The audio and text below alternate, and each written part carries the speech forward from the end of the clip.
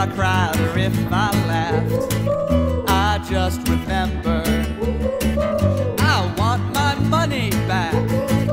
I can't remember if it sucked or if I had a blast. All I know is at the end of the show, when the credits rolled, it said Filmtopiacast 3000.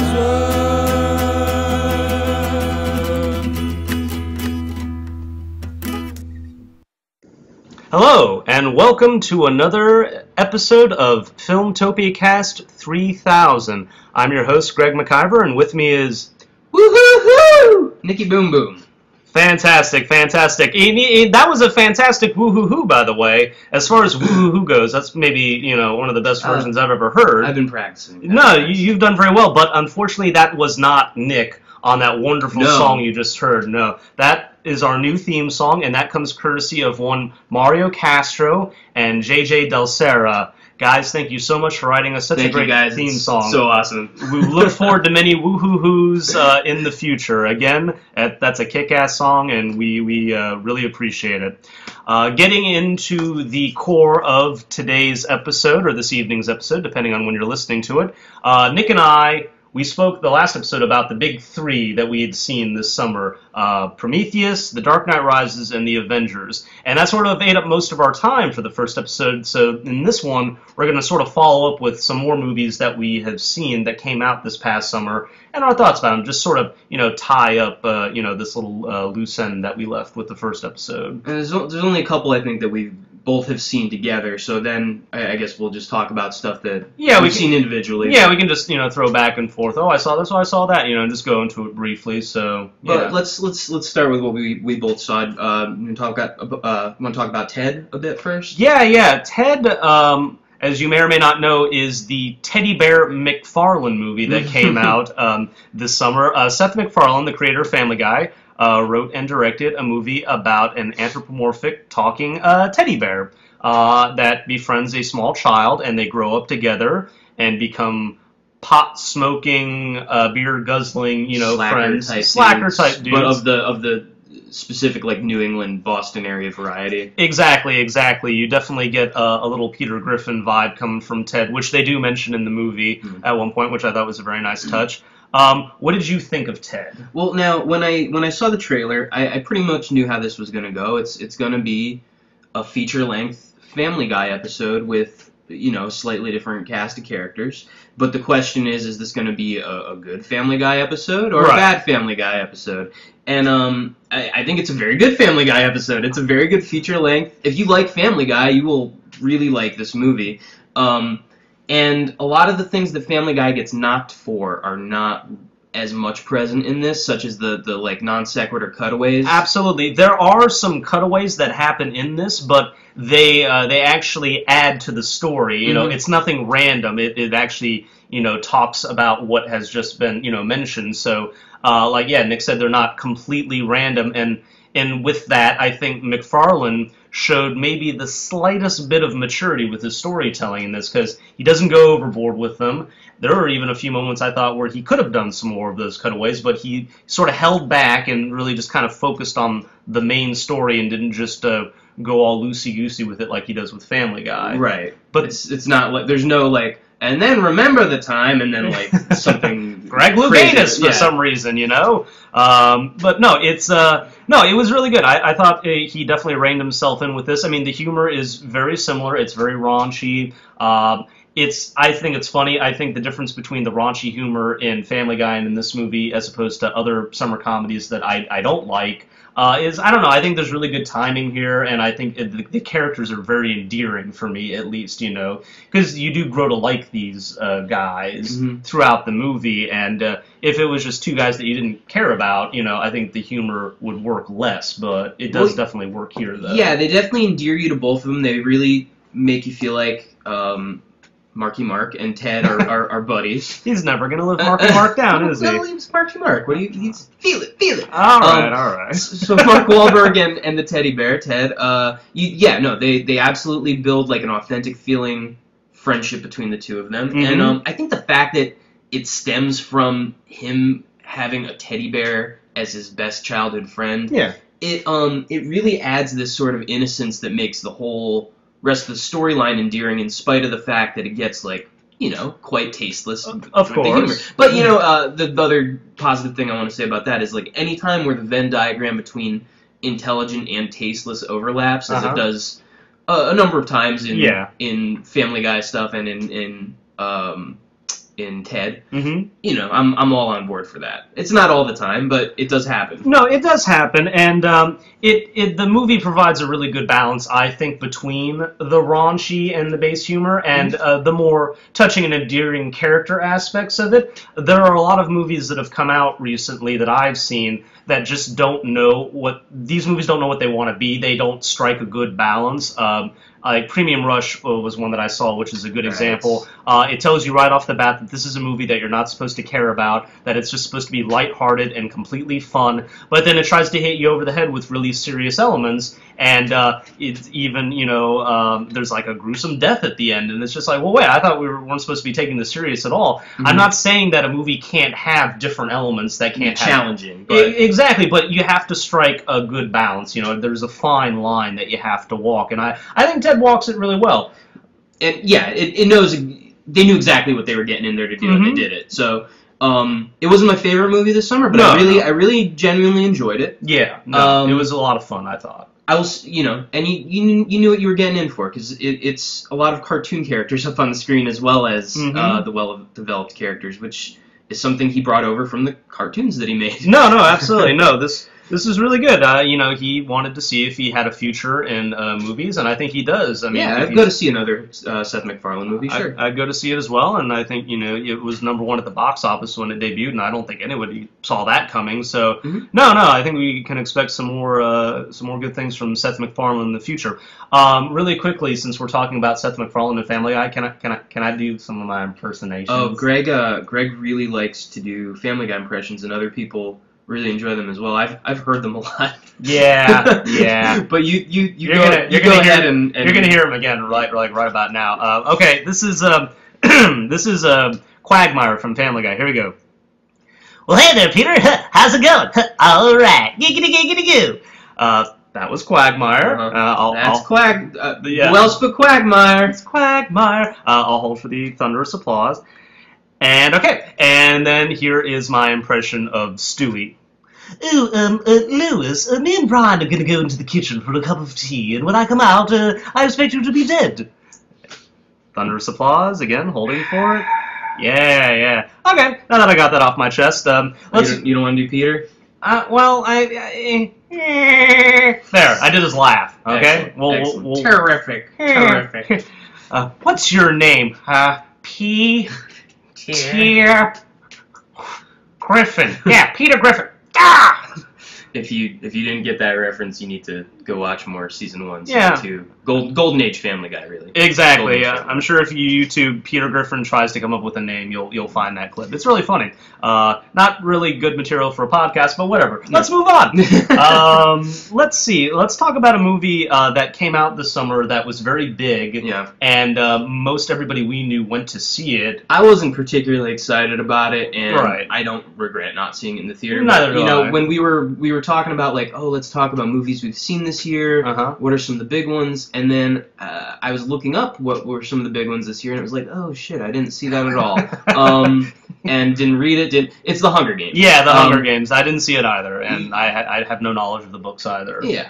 That movie kind of hit me over the head. Like, I started seeing posters of it pop up all around the city, and I had never heard of The Hunger Games. And then almost simultaneously, everybody I knew on Facebook and elsewhere just started talking about The Hunger Games. Like, we're really excited about it. And I was like, what is this? This is like another Twilight phenomenon. Well, and that's the thing I've always said about it, and the thing I still will say about it is, like, I would much rather kids be reading that than Twilight. Yeah. There's some interesting things that definitely happen with it. Well, let me just ask you then, what did you think of the movie? I generally enjoyed it. With the perspective that it's kind of aimed toward a adolescent and teenage audience. Which, whatever. I'm a comic book fan, anime fan. Like, that's something I can't get on board with. That's Okay, so that being said, that I'm into Japanese culture, my other initial reaction to hearing about what the plot with this was, I was one of the first people to yell, "That's just like Battle Royale! It's just like Battle Royale!" And you know what it is. I won't front, it is. Yeah, there are similarities. But there are only so many plots in the world, and yeah, it's not like it's a complete ripoff. No. There's some different things going on. You know what, though? Like, I had people defend it to me, like, "Oh, well, you could just say then that Battle Royale is a ripoff of Lord of the Flies," and I'm like, no, it's not at all the same thing. No, not at all. Because in Battle Royale, they get a bunch of kids together and make them kill each other for entertainment on an island, and that's actually exactly what happens in the Hunger Games. Yeah. However, Flies is something completely different. You know, you got this whole dystopian aspect of it, and we talked a little bit before about how in Battle Royale you don't see the rest of the world and what's going on with the rest of the world. And you do in Hunger Games, and you see the clear class distinctions. And even though it's a little bit ham-handed, yeah, I'll say I initially liked the movie when I saw it too. I thought it was pretty entertaining. I thought they did a really good job of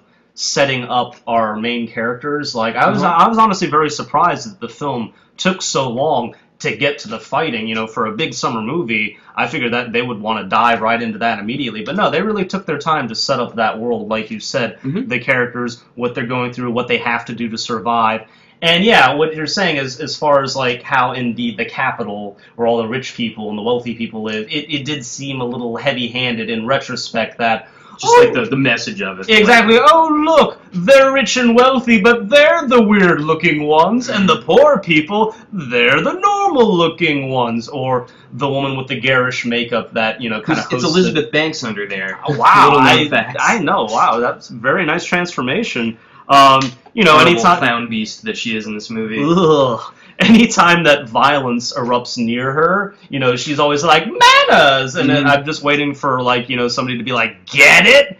Because she doesn't understand that they're about to go off and kill each other, but she's concerned with them showing good manners. You know, it didn't ruin the movie for me, but it is something I noticed in you know, when I thought about it. There's this whole thing of like, oh, well, you're poor. You should be happy to enjoy the fruits of the capital for the time that you're going to be alive here.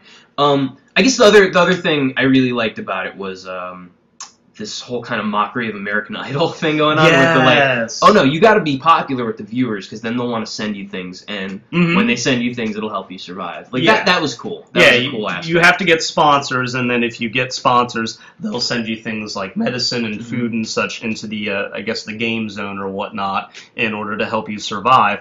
No, I like that aspect a lot. I guess I'm just wondering, as far as like the people in the Capitol, so are they really that dumb and they just don't understand the concept that these are children fighting for their life and they've just been so brainwashed by the higher ups? Or is everyone in the Capitol, save for Lenny Kravitz's character, is everybody in the Capitol just that insensitive in regards to what happens to the people in the districts that fight in these games? I think they set it up where a lot of them are, because remember, it's a dystopian future, so I feel like they have brainwashed their citizens a little bit, because, I mean, this is the 74th in this movie, Hunger Game. Right. So they've had a long time to, like, live with this and get used to, like, well, this is how the world works, and if these other, you know, districts want to basically pay for the pleasure to keep go on living. Right. Because we could eradicate them at any time. Yeah. This is the price they have to pay, and they should be happy to pay it. No, again, it was really interesting concept as far as the world. I actually saw Battle Royale in theaters a few months back, and I really enjoyed it. I thought the movie was absolutely brilliant. It's classic. Yeah, it's just fantastic. And I was afraid, you know, walking out. I was like, well, now I don't know if I want to see the Hunger Games, because am I really going to want to watch a watered down version of Battle Royale? But it wasn't that. There's enough that's different. Yeah, there are similarities. They're kissing cousins, but there's enough that's different.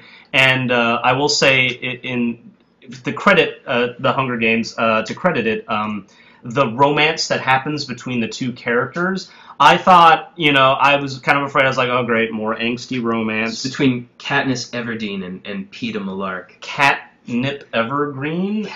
I like their silly fantasy names. No, I like it. Katniss Everdeen. Katniss Everdeen. Peeta Mellark. She's the girl on fire. Right. So this, this past movie season, we've had the Girl on Fire and the Girl with the Dragon Tattoo. I'd love to see a tag match with the Girl on Fire and the Girl with the Dragon Tattoo versus the Man Who Knew Too Much and the Man Who Wasn't There. I think that would be like a friggin' epic battle. I'd like to see a mud wrestling match between Jennifer Lawrence and not Numi Rapace. Well, no, her too, but like. I was gonna say, what's wrong with Numi? Well, no, who was the other one in? She was in the. Who's the American Girl with the Dragon Tattoo? Yeah, she was in The Social Network. I'm blanking on her name right now. Oh boy. She was in the remake of. I think it's impolite to ask for a mud wrestling match when you can't. I was gonna say we're gonna go with Numi Rapace on that one. Yeah, we should retract our initial request. That was insensitive. That was perhaps tasteless. I apologize. Yeah, but Jennifer Lawrence is a beautiful young lady, and she does a very fine job in this movie, to bring it back to classier tides.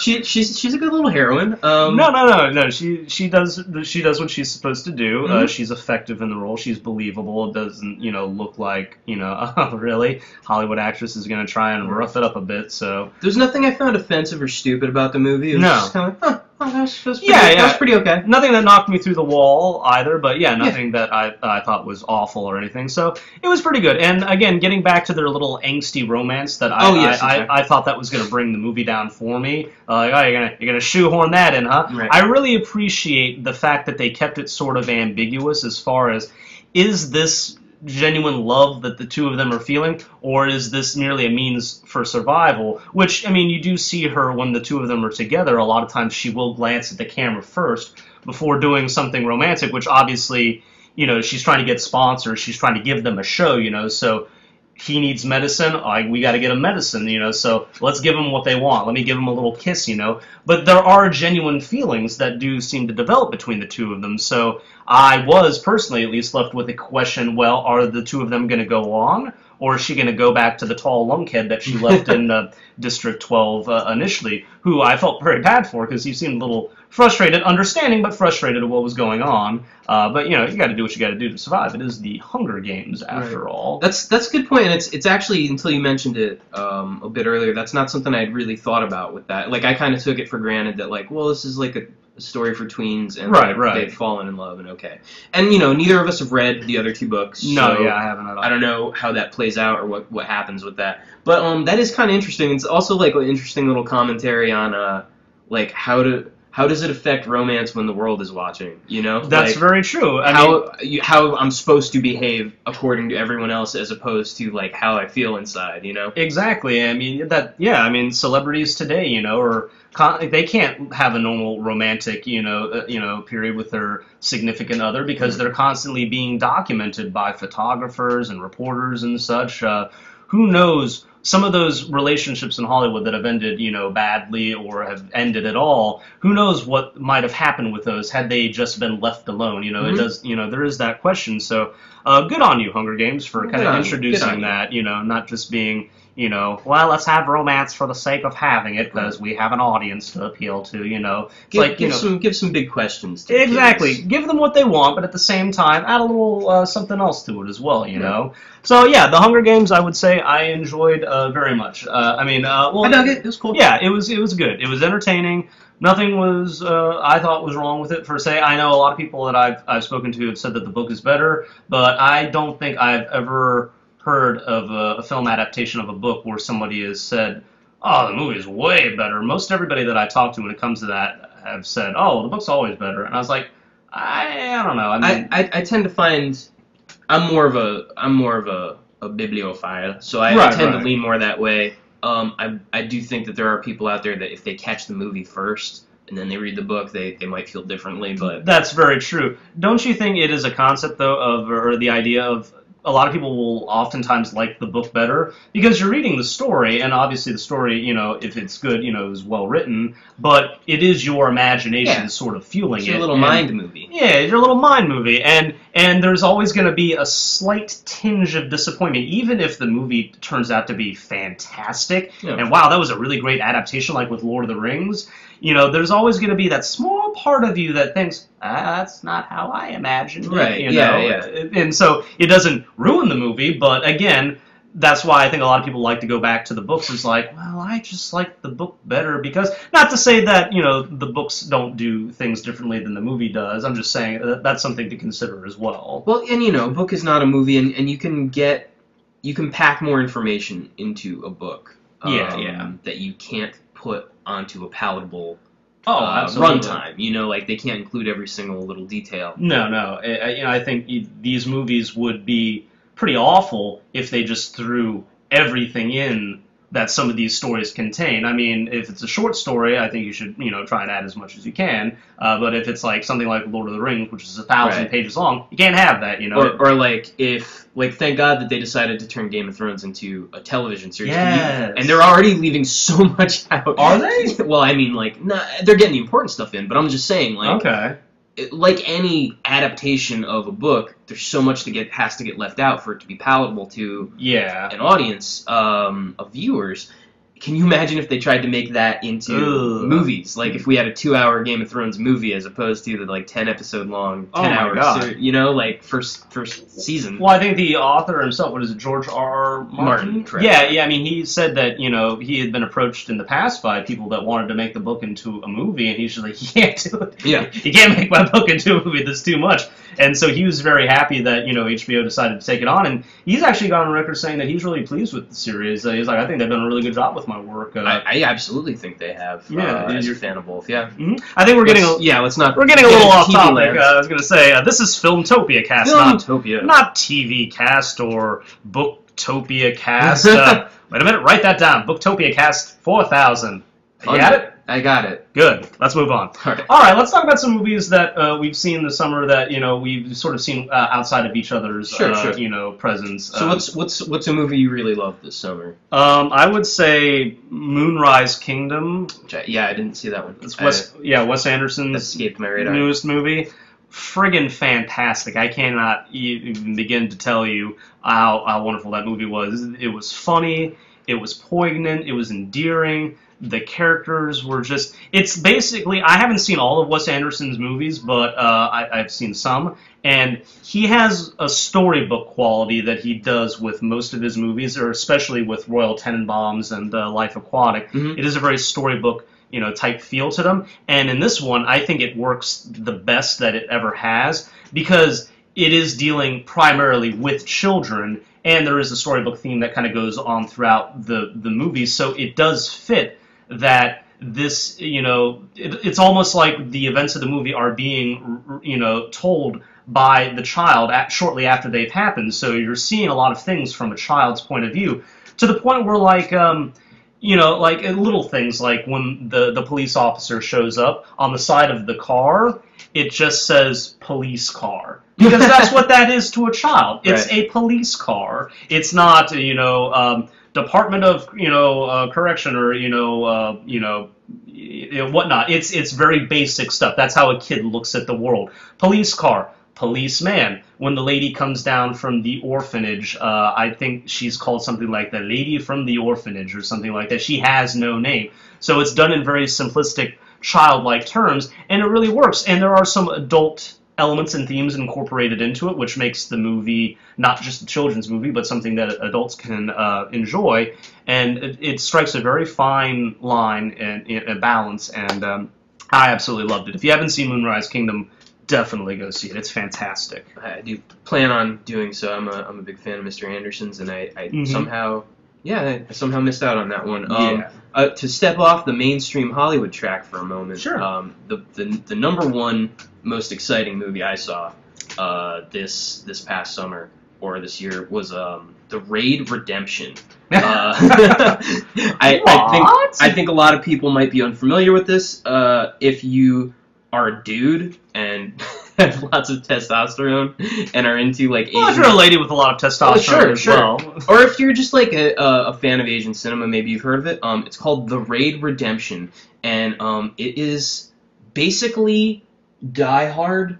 Well, it's very Die Hard-like. So this is the plot, right?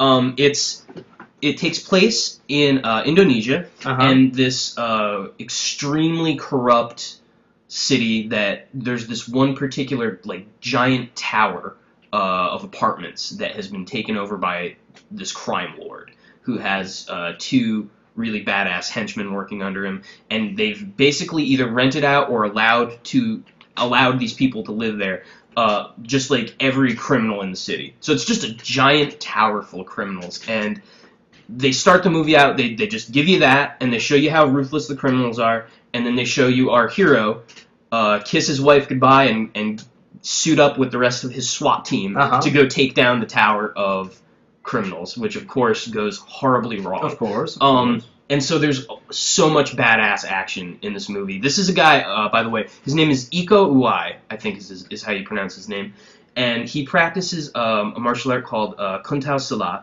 Actually, no, I think it's just Silat. There's a few different branches. My God, get it right, man!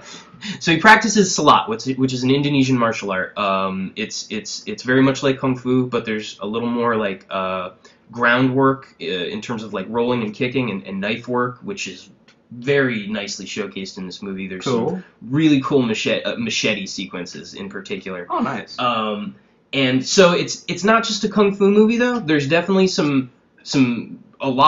plenty of like good fight choreography happening. But there's some gunfighting as well, because there's a SWAT team going in to go take this tower, you know?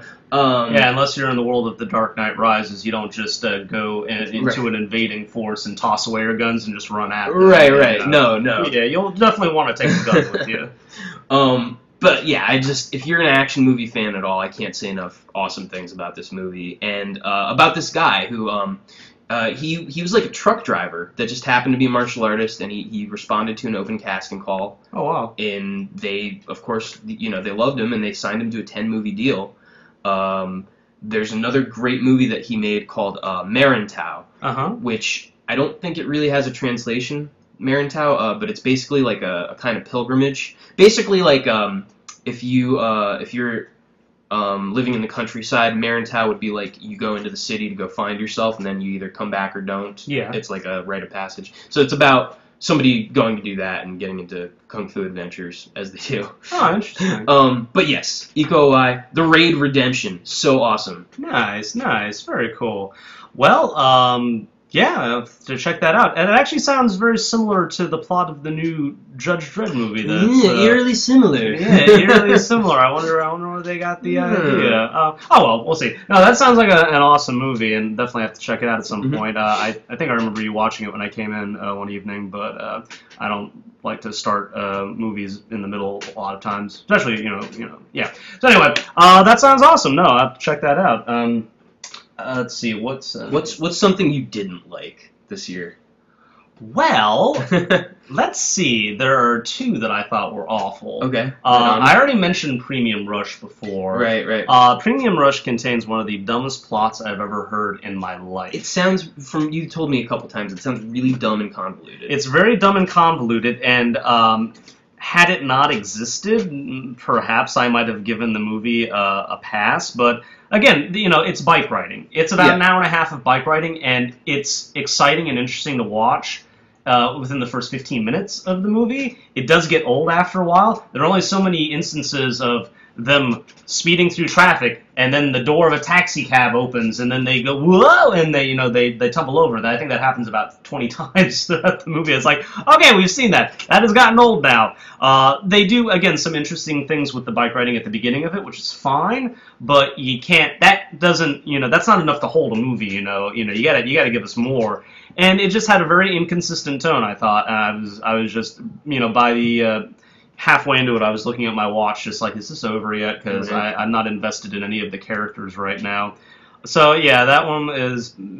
toss that one away. And then the absolute worst movie I saw in recent times... That's right. The Words. I just saw that last week, actually. I know, so that's technically not summer, but whatever. We make the rules here, and we change them when we need to. The Words is one of the worst movies I've ever seen in my life. I cannot begin to tell you how awful that is. It's a movie about a famous author who's telling a story about an author who steals a story, gets famous, then meets the old man that wrote that story, and then we sit and we listen to that old man's story. It's a story within a story within a story. It's Rightception. Yeah, right. Exactly. This is Inception if it was written by a bibliophile. It is And the key is that none of the stories are interesting. They're all boring. They're all stories that we've heard about 10,000 times before. Nothing interesting is done with them. Nothing interesting is done with the filming. It's all flat and dull and lifeless, as are the characters, as is the main narration of the film provided by Dennis Quaid, whom I actually really like as an actor. I was going to say, it's too bad because it's a really good cast. Yeah, it's a fantastic cast. Dennis Quaid, Zoe Saldana, Jeremy Irons, Bradley Cooper, and it's a fine cast. Just given nothing to do, and not even their talent can resurrect this muck, this dead movie. It was a dead movie. It was just everyone in it just... I don't know. It was embarrassing. It was just embarrassing. Nothing was interesting about that movie whatsoever. I was on my way home from the theater. I actually started laughing quasi-maniacally, just at how awful that movie was, that somebody thought that was a good idea. Just seriously, if you heed any sort of advice from this show at all, really, you shouldn't go see that movie. That's just... Well, and ugh. I remember when we saw it previewed, because it wasn't even in like the main movie previews. It was in like that the 20 or whatever the thing is before the previews actually start. Yeah, whatever that's called. And I thought it was a TV movie, and I was like, oh, that TV movie looks like it could be kind of interesting. I thought the same thing too. And I think you told me it's from like CBS Films. It is from CBS Films, so I wonder if it perhaps maybe didn't start out like that, right? And then they just thought they had a gem on their hands. So let's shove this baby into theaters.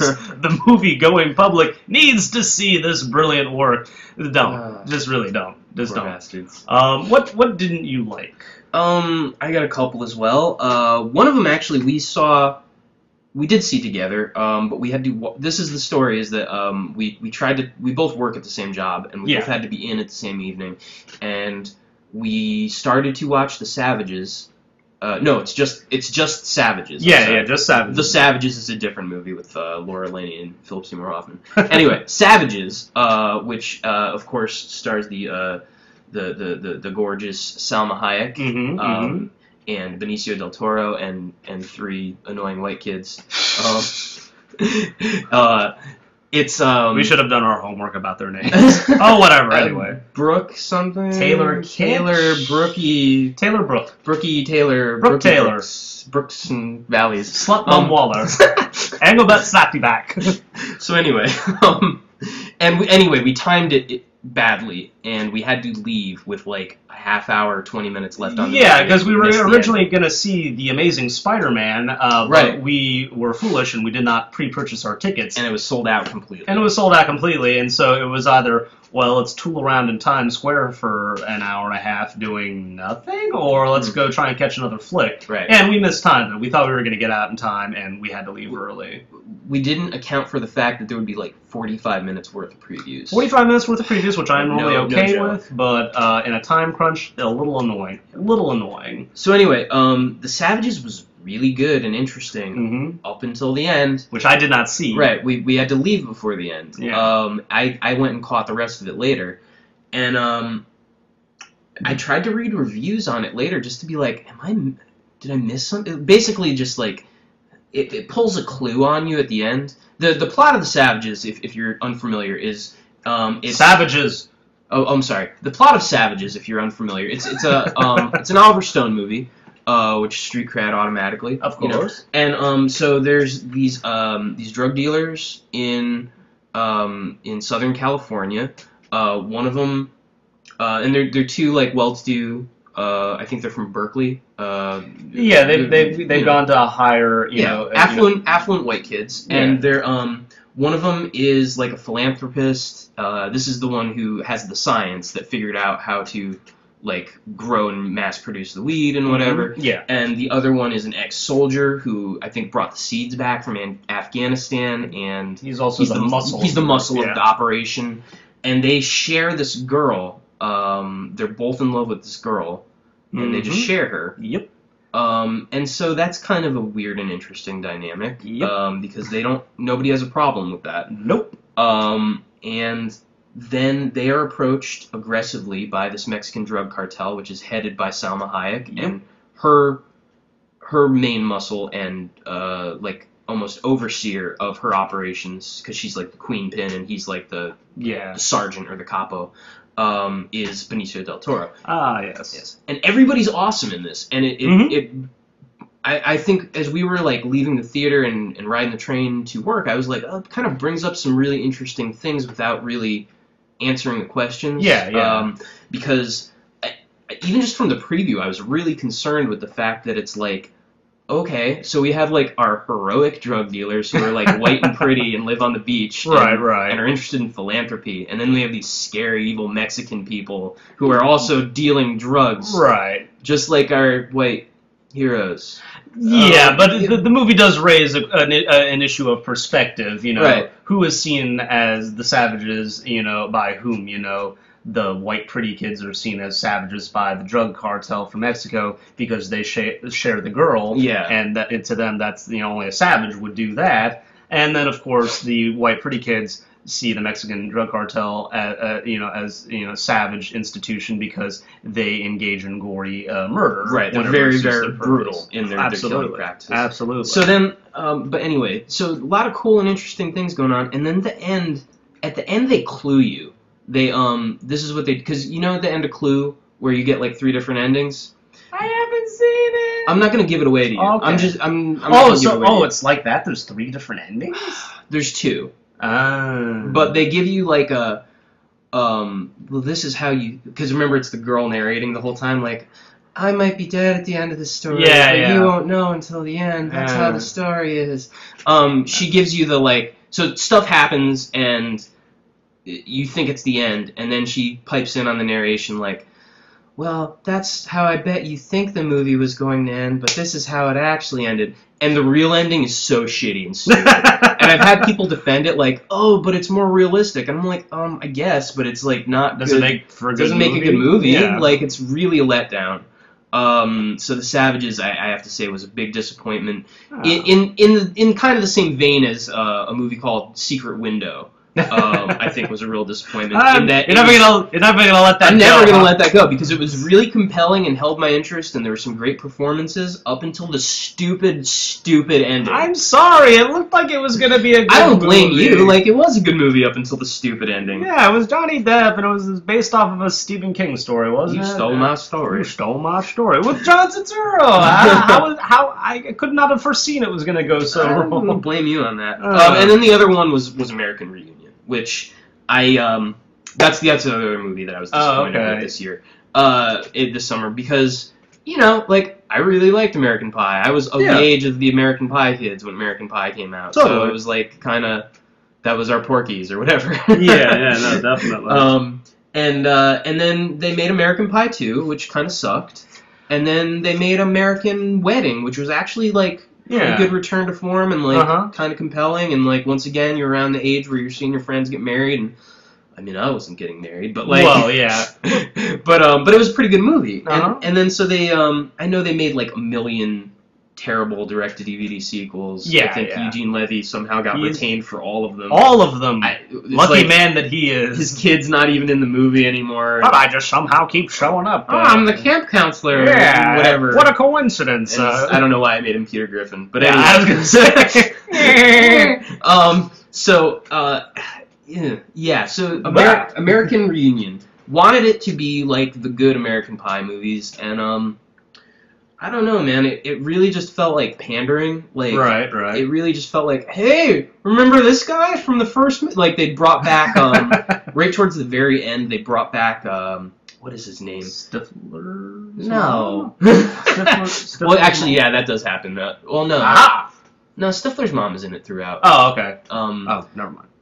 What's his name? There's the Shermanator. That's his name. Oh, really? Yeah, the little nerdy kid who thought that he would talk like he's the Terminator. Yeah. They bring him back at the very, very end, really? And it really just feels like, oh, remember that? Remember when we did that? So the movie is just a series of putting people on display and saying, remember? Kind of, with like this like kind of.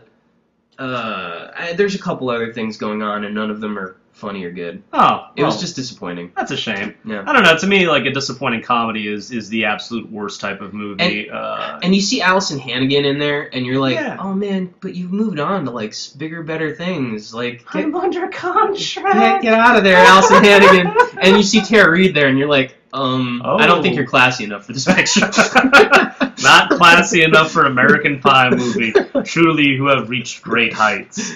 Oh, that's disappointing. I mean, I didn't really have much of an interest seeing it. I had a hope that it would be. I mean, 'cause I like I like American Pie. Yeah. I actually don't have a huge problem with American Pie 2. It wasn't like terrible, but it's not. No, I don't think it's as good as the first one. And then, yeah, like you said, I thought the third one kind of, brought some good closure to the story. Yeah. Apparently not, since they had to do this movie. But I don't know. I just never really cared enough to really see it. So I'll just go off of your opinion and just assume that it's bad and not give it a chance for myself, because that's the way people should live their life. Just go off the opinion of others. Do not form thoughts of your own. Absolutely. Exactly. So what else? What's another movie that you saw this year that you'd like to talk about? Well, really briefly, I'd like to mention just Cosmopolis really quickly before we go, just because those that know me know that I am a Twilight hater. I don't like the Twilight movies at all. I think they're poorly constructed pieces of film. They're not very entertaining. They're based on poorly constructed pieces of literature. Exactly. I mean, every once in a blue moon, there's like a glimmer of promise that is shown with one of these damn movies that come out. I just don't know why you keep going to see them. I didn't end up seeing the Breaking Dawn ones. Well, the first one I saw because I wanted to know what the hype was about. I didn't want to just go along with the haters right away. I wanted to see it, and it wasn't very good. No. But I was able to write a funny little Facebook review for my friends on it, and so I did genuinely want to give the second one the benefit of the doubt, because maybe it was going to be better, and worst comes to worst, if it wasn't, I could write another funny little review for my friends to read, and the second one wasn't. And then by the time we got to the third one, I had pretty much kind of given up on the series, but I saw the trailer for the third one, and there were some promising things about it that I saw, with the introduction of a new villain, which went absolutely nowhere. Thank you, movie. And plus, again, I thought, well, hey, I can entertain my friends again with another silly little write-up of the Sparkly Vampire series. And that one was so bad, I couldn't even finish my review because I didn't understand anything that was going on in the movie. So, yeah, not a fan of Twilight, and but again, I don't normally blame the actors for it. I think they were given awful direction. I mean, Kristen Stewart isn't my favorite actress of all time, but I certainly don't think she's an awful actress. I think there's some talent and ability there. I'm with you on you can't judge the actors by that movie. No, that's like that. If you want to go that far, that's like in the Star Wars prequels. You got some really great actors turning in some shit work. Absolutely. They're getting paid, son. Oh, absolutely. Sam Jackson, Ewan McGregor reading lines that are just awful. But unreadable lines. So unreadable it's like, what do you lines want? and so good shot, my young Padawan. You're having Samuel L. Jackson, Mr. Pulp Fiction himself, saying things like, the oppression of the Sith will never overcome. It's like, oh my Lord in heaven. Natalie Portman, and who's great, but in those, terrible, and anyway. It's just a series of bad performances. So, and the reason I bring up Twilight is Mr. Robert Pattinson. He was just recently in a movie called Cosmopolis, which I went and saw, which I liked. It took me a while to come to that conclusion, because the movie is very weird. It's basically, I wrote this in an article I wrote for YoungHollywood.com, basically, a little self-promotion for myself there, YoungHollywood.com. Basically, it's if you took Samuel Beckett, Ernest Hemingway, and Franz Kafka, you mash those, styles together, you get Cosmopolis. It's the best way I could possibly explain the style in which that movie is written. But Mr. Pattinson does a very, very good job, I think. He's really enjoyable and entertaining in this movie. And I don't want to say I was surprised. I was more, I guess, relieved, because he has to carry that film, and I think he does a fantastic job of it. I would go into the plot a little bit more, but I think we would need another hour for that, just to really for me to describe and explain properly the weirdness of that movie. So I'll just say, if you're up for a weird movie, see Cosmopolis, because it's got some really good performances by Robert Pattinson and some other supporting characters as well. Everyone involved with that movie does a very good job. So I would definitely recommend that. Right on. Yeah. I know we're running out of time here. Yeah. There's two other ones I wanted to talk about real quick. Oh, we have to end. No, go ahead. What's up? I just basically, based off our last podcast and thinking about what we were going to talk about this time, in anticipation for that, I realized I had still not seen The Amazing Spider-Man. And I talked all this shit about what a Marvel fan I was, and I hadn't seen The Amazing Spider-Man. That was unacceptable. So I did go to see it a few days ago. God bless you, sir. It was still in a theater in Midtown, and I knew this was going to happen to it because of all the it got some negative buzz for being a reboot too soon. Right. And it really, I mean, Spider-Man came out in the year 2000. The Sam Raimi, Tobey Maguire Spider-Man. And so it is a bit soon. They really kind of could have just picked up with Spider-Man 4, in my opinion. Okay. That being said, the other thing that happened to it was really negatively impacted by being sandwiched between the Avengers and by Dark Knight Rises. That was bad. That's bad timing. Yeah, bad timing. I could see where they thought, like, oh, well, no, it's at the beginning of July, Batman's in the middle of August, and Avengers will have already passed because that's in early May. But, like, Avengers just went on and got, like, extended. And just, my point is, like, nobody gave a crap about Spider-Man. Sandwiched between the Avengers and Batman. Poor little Spider-Man. And it's too bad because it's actually a pretty good movie. It's, I think, probably at least as good, if not better, than the first Spider-Man movie. Okay. The Raimi Spider-Man movie. That's cool. They do some things different. He fights much more like Spider-Man in this movie, and he acts much more like Spider-Man. He's bantering, which you see that in the trailer too. He's bantering a lot. Right. He's doing a lot more like acrobatic, agile, flipping around type things here as he's bantering. And he just behaved much more like Spider-Man when he was in his Spider-Man persona. Okay. And he's not crying all the time, which is my big issue with the Raimi movies. They have Spider-Man cry a lot. That's good. I'm glad he's not doing that too much. They made him very, like, awkward and geeky in school. They didn't make him so much of a science nerd, which I thought was a weird choice. He's like a skateboarder. Who just happens to have, like, I don't know why they did that. I don't know why they did that. But anyway, the development between, like, the relationship with him and Gwen, which, God bless for, like, making the Gwen thing happen. That was their failure with the other Spider-Man movies, was, like, they tried to shoehorn Gwen at the end. Why was you too? It's too late. He's already with Mary Jane. Gwen is, like, his big, horrible second tragedy after Uncle Ben. Yeah. Which if they do a sequel to this, and I hope they do, I hope that gets done. If they do a sequel for this, they set up the Gwen Stacy thing really well. And for anybody we'll talk about that later. I don't want to spoil it for anybody that doesn't know the Gwen Stacy thing. Yeah. Which you should know the Gwen Stacy thing. But if you don't, like, they've set up a really big comic book Spider-Man event really well. If they do a sequel. The major failing of this one was the way they presented the villain, which was the Lizard. They did a really good job weaving him into the early part of the story, because they build this thing where, like, he was friends with Peter's father, right? Who his father and mother are missing or presumed dead at the start of the movie. But then when he actually becomes the Lizard, I don't know. The Lizard's supposed to be a werewolf. He essentially, he's supposed to, like, he tries to cure himself, right? He tries to cure himself. The Lizard is someone that's missing an arm, and he's a scientist, and he develops a cure for it using lizard DNA, but it takes over his body and makes him into basically a were-lizard. Okay. And when he is in that lizard form, he's mindless. He's just a mindless killing machine. Right. Not so in this movie. They made him, like... So he's a calculating lizard werewolf type creature? And it's really stupid. It's really stupid. Because I don't know much about the comics, but I did watch the animated series on Fox. I always thought the interesting thing about the Lizard was, like you said, the whole werewolf aspect. Right. When he's a good guy. Yeah, when he's in his human form, he's got a wife, he's got a kid. He's just like, I don't want to be this thing anymore.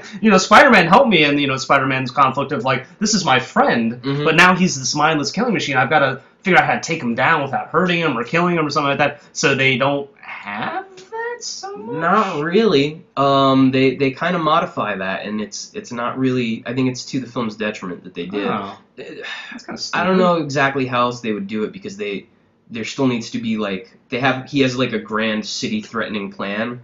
That he's gonna turn everyone into lizards or something? That's, yeah.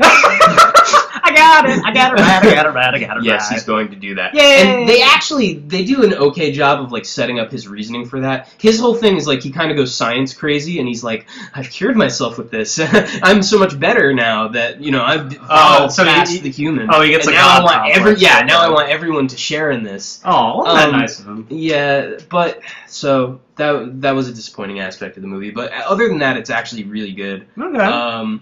The other one that kind of came out of nowhere and sideswiped me, I know this is not from the summer, but it's Chronicle. Oh yeah. Which is another kind of superhero movie. It's a found footage movie, which annoys me and made me think I was not going to like the movie. I really don't like these like handheld found footage movies like in the style of Blair Witch. And the other thing is that it really doesn't need to be that. I feel like they just shot it that way in a like gimmicky effort. But that being said, it's about three high school boys who find a alien. You don't know what it is. They find something underground, right? And it gives them powers. And they slowly start to discover that they have these telekinetic abilities. And one of them, who's basically our protagonist from the onset, who's kind of like nerdy, socially awkward, physically abused at home. Boy, and it's such a good evolution of a supervillain. Right. He becomes the villain of the piece. I know that's a spoiler, but like it's not a big spoiler. You can see it coming. Okay. It's a really good downward spiral for him, and it really makes you empathize with him in a certain light. And what my feeling was after it, we've talked about this many times about me basically bemoaning the fact that they were going to try to do an American version of a Japanese animation classic called Akira. Akira.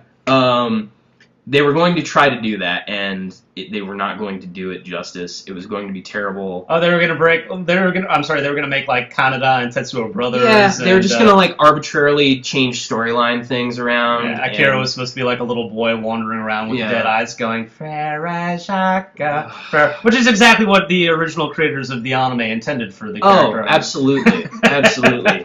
Right on the money.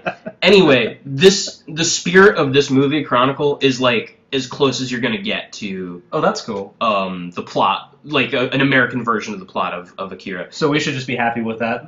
Absolutely. They should never make Akira as an American movie. And I've heard that that's tanked. I'm so glad. Yeah, that's not happening for a while, thank God. Thank God. Because it's the same sort of thing where there's like the cool older brother type figure. Right. He's not his older brother. I think they're cousins in Chronicles. Okay. But he's like his kind of mentor. He's like, hey, buddy, come on, let's go for a ride and let's try to make you interact with people in a healthy way. And then like you have this like our protagonist who's kind of shy and awkward, and once he gets all this power, he goes crazy and doesn't know what to do with it and just lashes out at people with it. And it's so much like Tetsuo and Akira. So Chronicle, highly recommend it. Very good. Very good special effects that I wasn't expecting also to find in a found footage movie, which might be silly considering that like Cloverfield exists. Right. But since I don't like that style of these movies, I don't watch very many of them, so I was surprised and impressed by that. Cool. No, definitely have to check it on out. Well, we are out of time, but again, we want to thank you for joining us for another episode of Filmtopiacast 3000. Tune in next episode where we will talk more about film. Surprise, surprise. So I am your host, Greg McIver, and this is my co-host, Nikki Boom Boom. Thanks for joining us, and now a word from some very special people. Hey guys, it's Doolin from NerdtopiaCast.com here. And Aiden Witt. We hope you're enjoying our brand new podcast, Greg McIver's Filmtopiacast 3000. But did you know that you can also find this podcast on our website, NerdtopiaCast.com? Stop in and check out the site. In addition to hearing Greg's Filmtopiacast 3000, you can hear the podcast that started it all, Nerdtopiacast. You can also read original articles added daily on subjects covering everything from movies and video games to comic books and video games and book reviews and video games and video games, as well as our own personal advice column. So be sure to bookmark nerdtopiacast.com and subscribe to these fine podcasts on iTunes or listen to them on Stitcher Smart Radio. Are you still here? The website's waiting. Go!